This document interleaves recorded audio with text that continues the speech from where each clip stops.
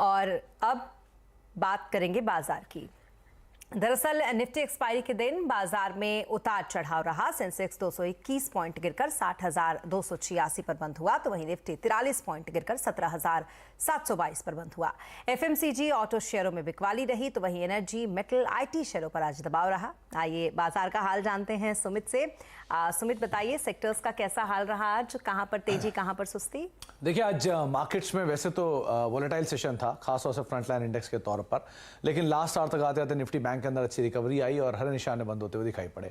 लेकिन निफ्टी की अगर बढ़ने वाले शेयरों की बात किया तो अदानी एंटरप्राइजेस जोरदार तेजी में, एक समय में 20% तेजी में, करीब 14.5% ऊपर।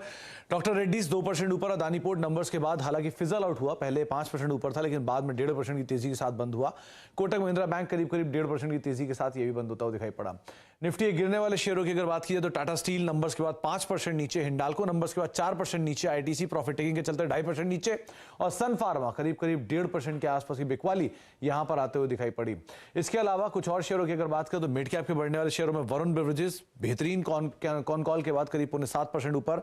अदानी विल्मर अपर सर्किट पे, ऑयल इंडिया करीब 4.5% ऊपर और नवीन फ्लोरीन रफली 4% के आसपास की तेजी यहां पर आते हुए दिखाई पड़ी है। मिड कैप के गिरने वाले शेयरों में मदरसन वायरिंग 3% नीचे नंबर्स के बाद, टीटीएमएल 4% नीचे, वोडाफोन आइडिया कल की बड़ी तेजी के बाद 4% नीचे और ट्यूब इन्वेस्टमेंट लगातार प्रेशर में करीब 3-3.5% के आसपास की बिकवाली यहां पर भी बनते हुए दिखाई पड़ी। तो ओवरऑल मार्केट के अंदर आज अदानी समूह के शेयरों में तेजी थी, बैंक्स में थोड़ी हद तक रिकवरी थी, लेकिन एक बड़ा इवेंट अवेटेड है तो मार्केट भी स्केप्टिकल होकर कामकाज कर रहा है।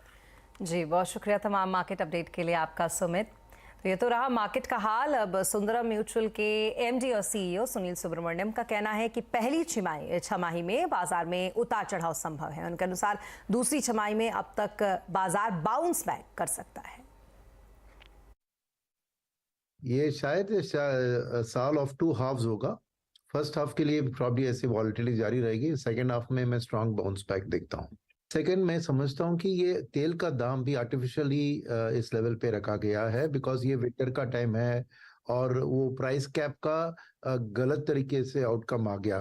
बट एक्चुअली देखिए कि फ्लोस जो है, ऑयल के फ्लोस रशिया ने कैप कर दिया to those who accept the cap, तो ऑटोमेटिकली सऊदी से जो डिमांड आ गया तो तेल का दाम गिर नहीं रहा। इंडियन इक्विटी के फ्लोस जो एफआईएस करते हैं ज्यादातर तेल के दाम के आउटलुक के ऊपर करते हैं।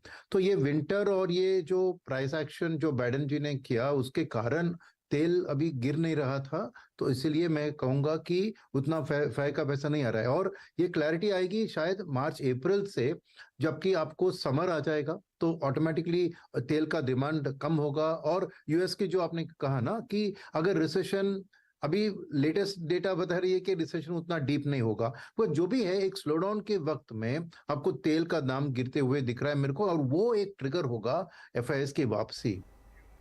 और बजट के ऐलानों और अदानी